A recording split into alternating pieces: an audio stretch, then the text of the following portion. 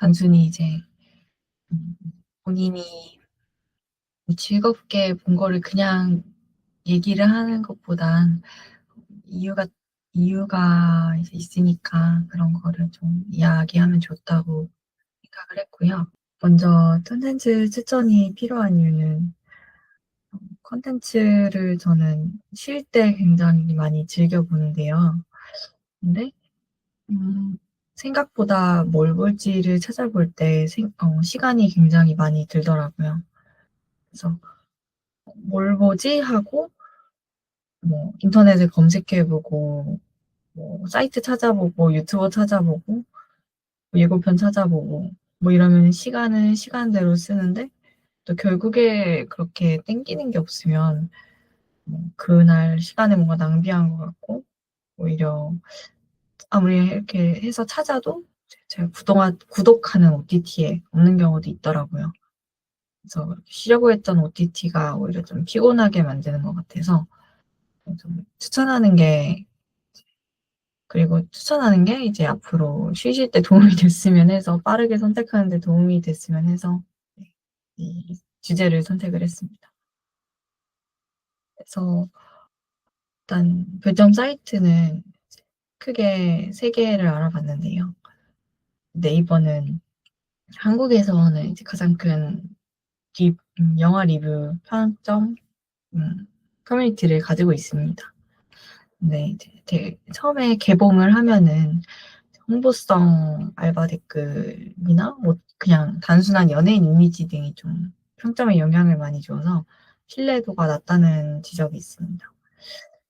그래도 좀 이렇게 많은 리뷰가 쌓이면 전반적인 품질은 어느 정도 반영을 하고 있습니다. 그다음 이제 로튼 토마토라는 곳은 예전에 공연할 때 작품이 형편이 없으면 토마토를 던지는 문화가 있다고 해요. 그래서 이제 던지지 않은 토마토는 썩으니까 로튼 토마토라는 이름이 붙여졌다고 합니다.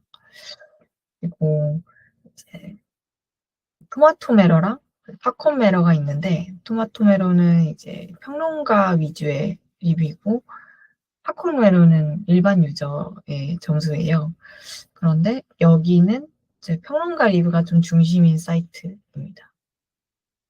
그다음에 IMDb는 일반 유저로서는 가장 큰 규모의 영화 정보 사이트이자 네 평점 풀이 있는 그런 사이트입니다. 그래서 대중의 취향이 굉장히 잘 반영이 되고 있습니다.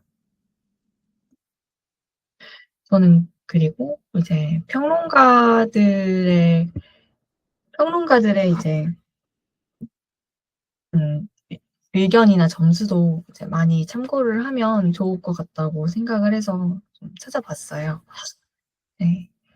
평론가들 점수가 만약 본인이랑 비슷한 사람이 있다면 앞으로 그 사람의 거를 이제 참고를 하면 되니까 좀 찾아봤는데 제가 찾아보니까 평론가라 해서 모든 영화를 평론하고 점수를 매기는 게 아니더라고요. 그래서 찾아봤던 평론가 중에 제가 추천드리는 것들을 평론하신 분은 이동진 평론가밖에 없었고 다른 분들은 네 없어서 정보가 없어서 좀 아쉬웠습니다.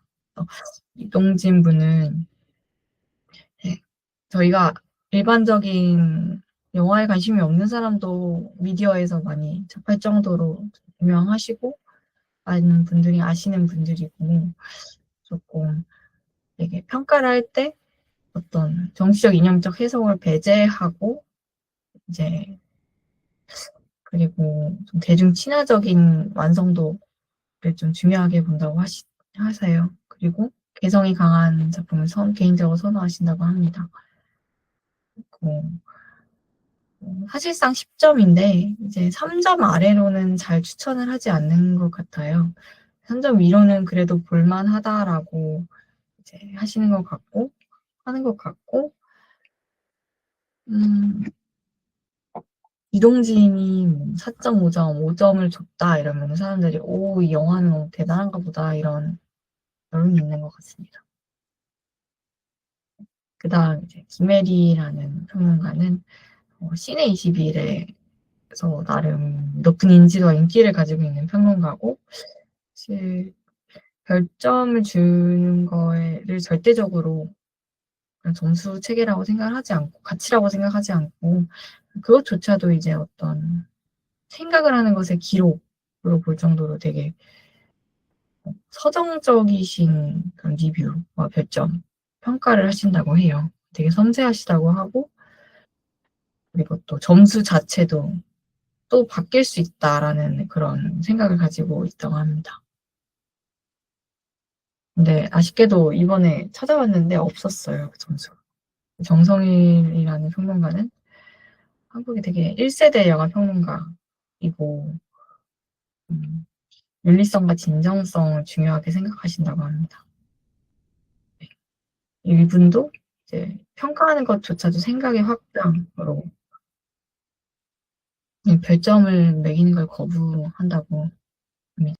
관련 콘텐츠를 찾아보는데 시간이 소요가 되니까 이 자리에서 콘텐츠를 좀 추천하려고 몇 개를 찾아봤습니다.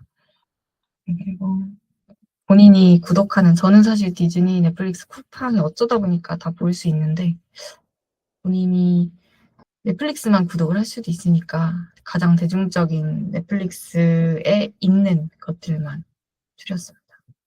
이거는 되게 따끈따끈한 영화인데요. 1월 17일에 개봉을 했고 넷플릭스 오리지널입니다. 그래서 1970년대 납치 사건에 기반한 영화입니다. 되게 사실 혈경구가 나오면 재미가 없어서 혈경구가 나오는 영화를 그렇게 많이 보진 않는데요.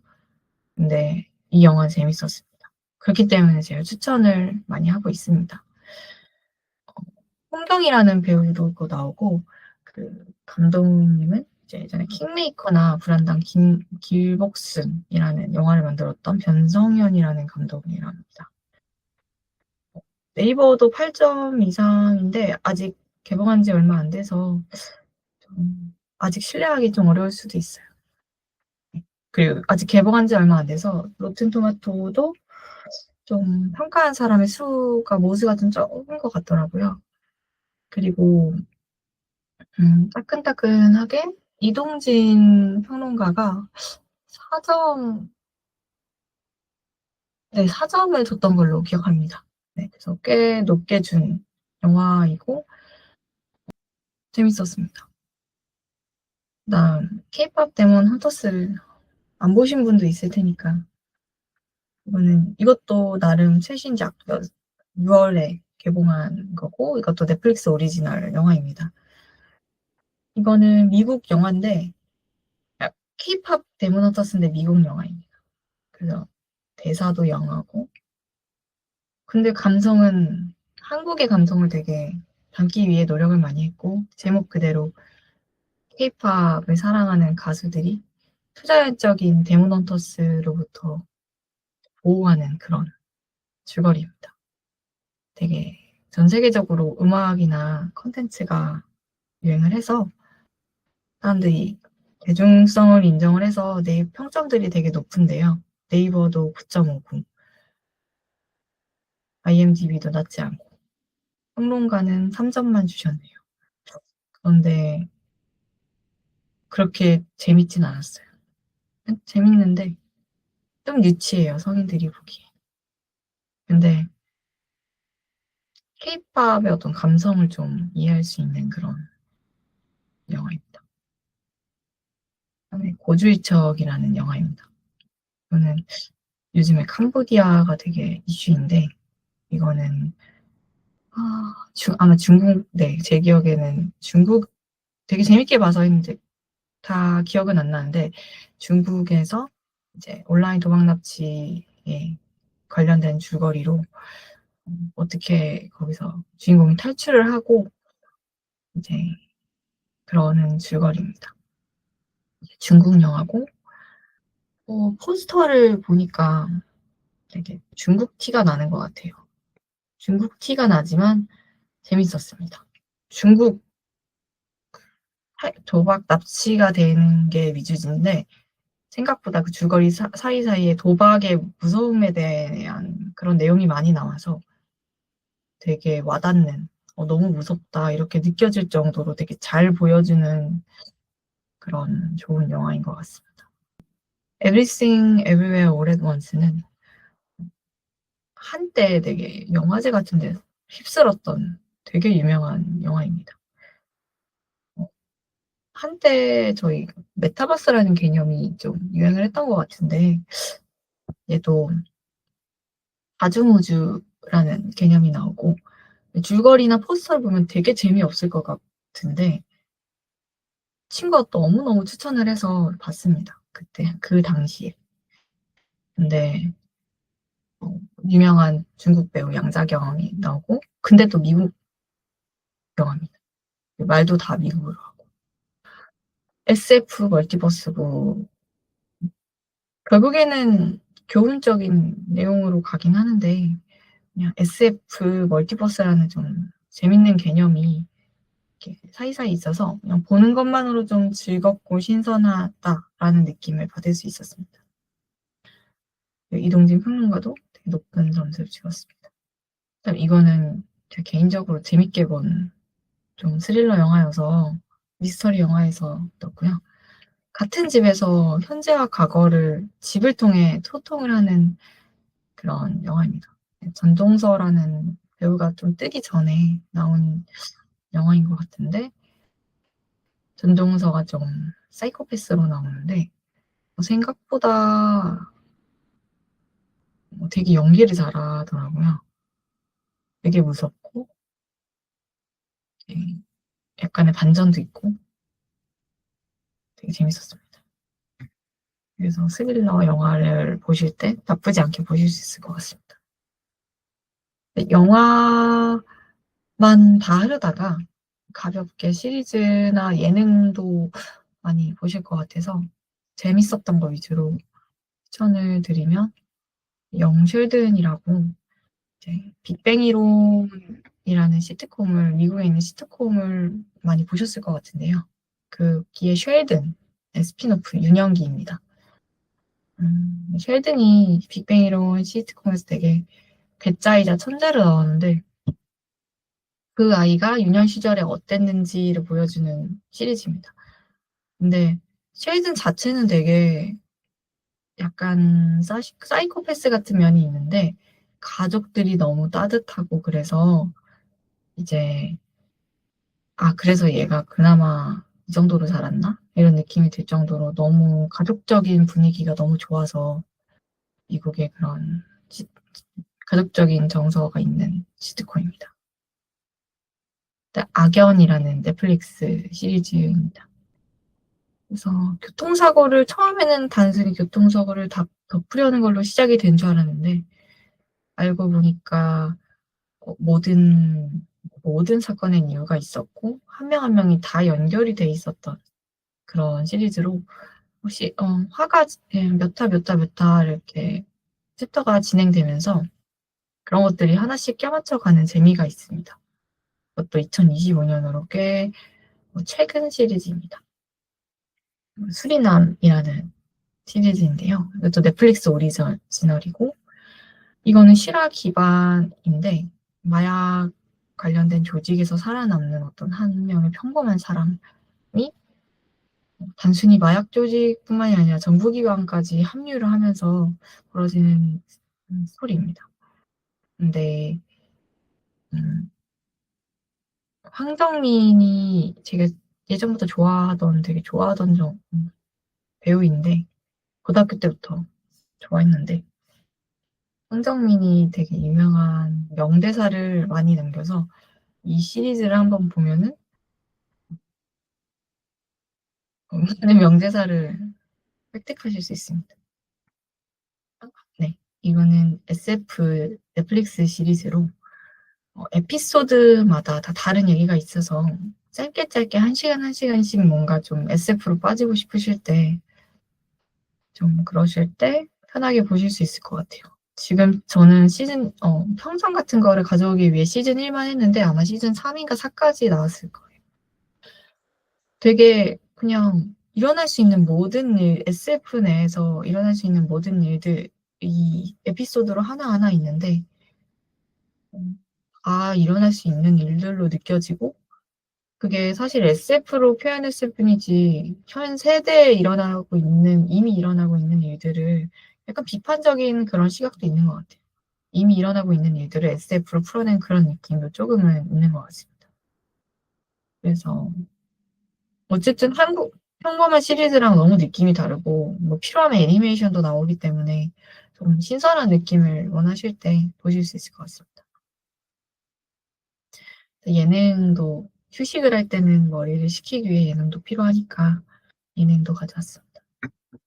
냉장고를 부탁해는 정말 아무 생각 없이 보기에 너무 좋은 예능이라 가져왔고요. 음, 정말 아무 생각 없이 보기에 재밌고 약간 입맛도 돋가서 쉬는 날 보다가 맛있는 거 먹으면 좋은 것 같아요. 그렇게 생각을 해서 가져왔고, 크라임씬 제로는 조금 생각을 하면서 봐야 돼서, 완전히 아무 생각 안 하면서 쉬고 싶어 라면은 조금 힘드실 수도 있지만, 근데 그냥 재밌고 싶어. 그냥 재미 자체는 있어서, 추리하는 재미가 있어서 그냥 보고 싶어. 재밌고 싶어 이러면은 되게 재밌는 예능입니다. 거기 안에 있는 출연자 한 명 한 명이 이제 연기를 본인 살인 현장에 있는 한 명 한 명을 연기를 합니다. 그런데 자신만 알고 있는 약간 마피아 같은 그런 느낌이고, 마지막에 출연자들끼리 이제 살인자를 맞추는 예능입니다. 그리고 나는 솔로입니다. 사실 나는 솔로는 도파민이 너무 많이 나와서 힘드실 수도 있어요.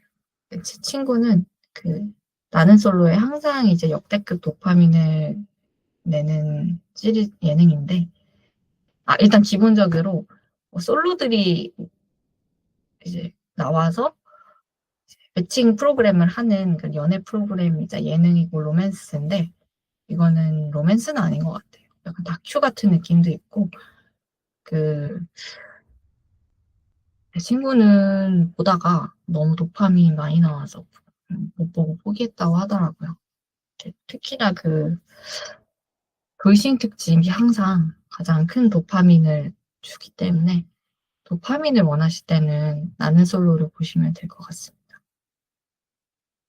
피지컬 100이라는 예능인데요. 그거는 운동에 관심 있는 분들이 보시면 너무 보는 재미가 있으실 것 같아요. 이런 사람이 가지고 있는 근육 같은 거를 정말 잘 볼 수 있고, 어떤 운동은 어떤 종목에 강하고, 이런 것도 알 수 있고, 그리고 일단 기본적으로 경쟁을 통해서 올라가는 형식이기 때문에 서바이벌의 재미도 느낄 수 있습니다. 그래서 저는 이렇게 넷플릭스 안에서 휴식을 취할 수 있는 것들로 장르별로 모아서 추천을 드려봤습니다. 질문이 없으시면 이제 발표 세미나는 여기서 마치겠습니다.